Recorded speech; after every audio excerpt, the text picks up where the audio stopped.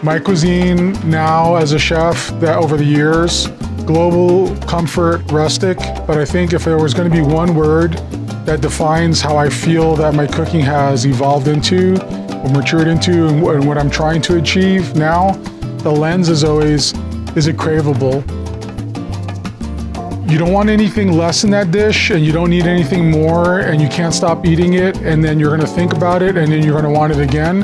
And once I've achieved all that, where I shouldn't have put less, I didn't do too much, and it's blowing somebody away, and you're just thinking about it all the time, then I'm like, cool, that's craveable, awesome. Like, I've done it, right? So that's what I'm going for, is craveable, comfort, cuisine.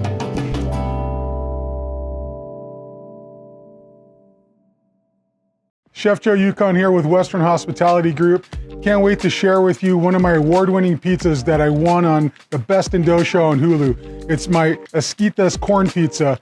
We're this beautiful property here in Coto de Casa that we do a ton of private events with.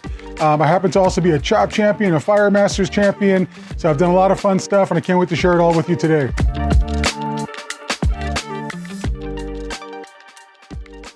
So what I have here is our slow fermented dough. We have organic King Arthur flour. We have some ancient grains in here, a touch of beer, some date molasses that helps the yeast bloom and do its thing over a slow fermentation for several days. We're pounding it out nice and thin.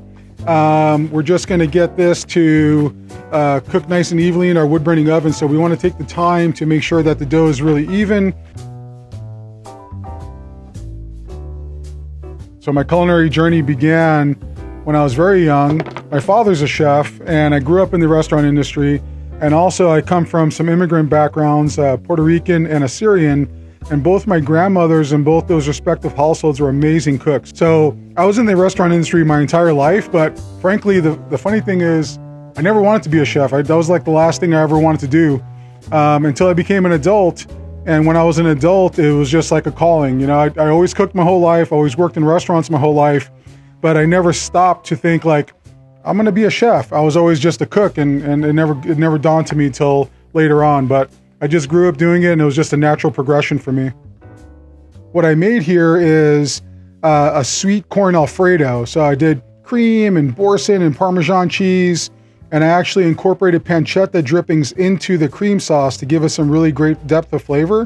So this is a whole fat mozzarella that we just freshly grated. Then after that, we're going in with our caramelized shallots and garlic. I like to shave the garlic. I like to see the garlic. And also I love like those capricious bites of it, right? You get some that doesn't have any, and all of a sudden, boom, you get hit with some garlic. It's kind of fun. And we cooked it down with some really great extra virgin olive oil.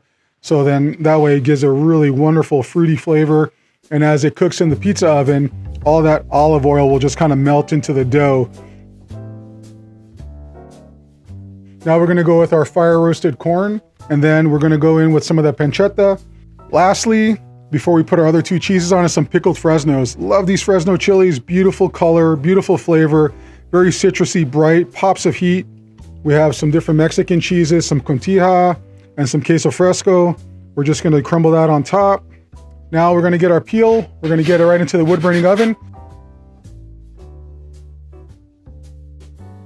Do you have any advice for aspiring chefs? Every time someone asks me if I have advice for an aspiring chef, I always say something that's just cheeky and it's more of a joke. I just say, don't do it. But the truth of the matter is that being a chef and aspiring to be a chef is just, that path is extremely difficult. Number one thing to do, if that's something that someone wants to pursue, is they need to work in the industry, figure it out a little bit. And then after that, you know, if you have the means to go to culinary school, that's wonderful. And then work your way through. But I would say read every book, watch every show, cook your way through cookbooks, buy a cookbook and cook your way through all 200 pages of that book. Ask a ton of questions. That'd be my advice, to really just try to hit the ground running and see if it's for you. So we just finished this with some fresh cilantro, some fresh grated parm. We have our Esquitas pizza, and we're gonna cut into it. Yeah, so there we have it, our Esquitas pizza.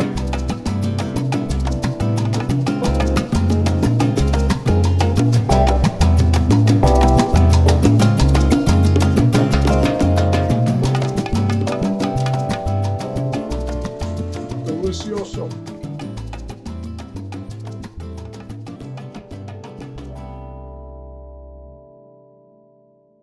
What I'm creating right now is our Peruvian pork belly. It's one of my signature dishes. I take pork belly and I marinate it with ají amarillo, which is a really wonderful chili from Peru.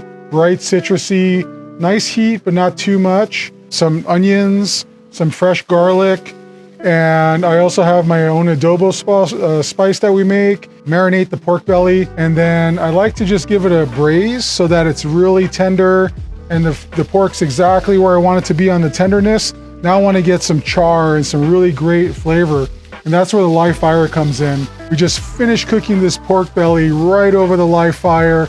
We get this wonderful caramelization. Just can't beat the flavonoids that come off of grilling pork belly right over the fire. My inspiration for this dish was just all the beautiful flavors of Peru. I used to work with a Peruvian gentleman that was an amazing cook, and he used to talk about all this great cuisine of Peru. That put me down a path of studying everything about Peruvian cuisine. And as I started eating my way around Peruvian cuisine and studying it, I just realized how complex it was. It was everything that I was as a chef. It was all these globally influenced areas, all these different ingredients from different parts of the world. And it just came together to become its own genre of food. It became Peruvian food. You know, it was just really amazing to me, and it really spoke to me. So speaking to that gentleman and studying about Peruvian cuisine and it really speaking to me because of all the influences that I have in my cooking, I came up with this dish, and it's been with me for a while now. And we're gonna cold roast these sweet potatoes and these onions too. Then we're gonna take them and peel them and make them into a puree that goes with this dish. So in the sweet potato puree, we have extra virgin coconut oil, ají amarillo, a little bit of our adobo spice, smoked paprika, of course, my go-to ingredient, and a little bit of that pork jus. So now I'm ready to plate up. I want to show you how I did it on FireMasters. So we have our beautiful sweet potato puree, and we're simply going to take a nice scoop. Beautiful. We're just going to take it and kind of smudge it across our plate to make it look kind of cool. And then we're going to grab our pork belly. Now we have a salsa criolla. So very fresh, very herbaceous, and all this wonderfulness is going to cut through the richness of the pork belly. So just going to put this right on top. We're going to take a little bit of the jus. We're going to put that right on top. And this is exactly how I did it on round one of FireMasters. There you have it, one of my signature dishes, Peruvian pork belly with cold roasted sweet potato and salsa criolla with a warm vinaigrette.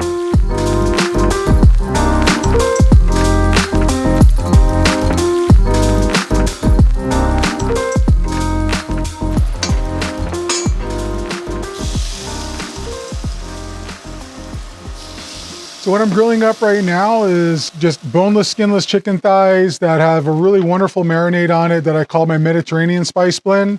This chicken dish I did on FireMasters for the cooking channel, and this was my Feast of Fire, the final round.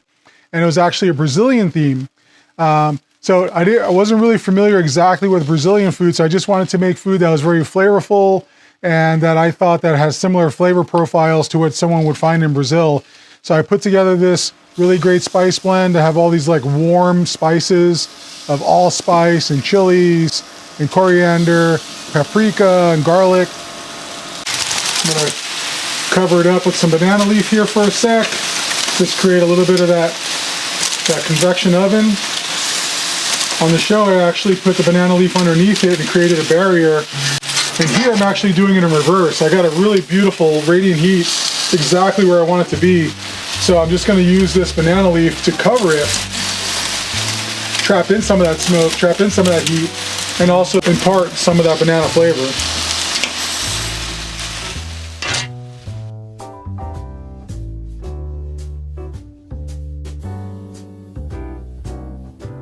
I'm just grateful that I have this wonderful career and be able to do what I love to do and be surrounded by people that are really truly appreciative and love what I'm doing for them. I'm sharing that love through my food. To be able to continue to do so and then play my role in mentorship of cooks that are coming up, and play my role of putting material on the internet or being in television shows where someone's watching me going, wow, that's so amazing, see you on Chopped or FireMaster or Best in Dough or whatever it is, and then them be inspired. So yeah, I just want to carry the torch. I just want to do my part in the lineage of all chefs and cooks that are before me and that are coming after me. All right, so we're just doing the last little shellacking of this chicken with this wonderful guava, passion fruit, pineapple glaze that we made with a touch of habanero. And we're just gonna plate it up. So what I did on the show is I just put it right down the center of this plate. Beautiful.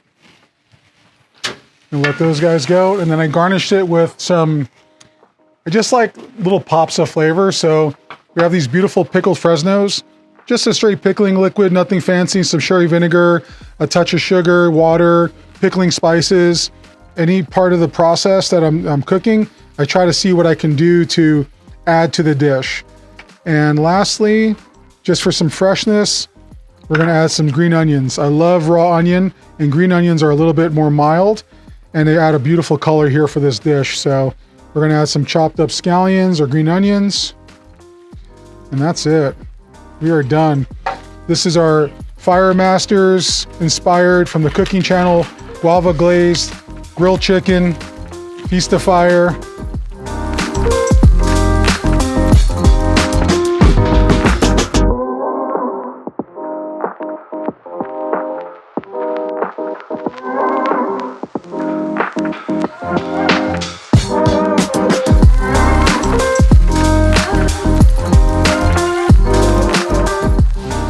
I mean, man, I don't think there's anything better than just like grilled chicken, like with some kind of barbecue glaze on it, right? It's delicious. Like you just look at it and you're like, yeah, I want to eat that.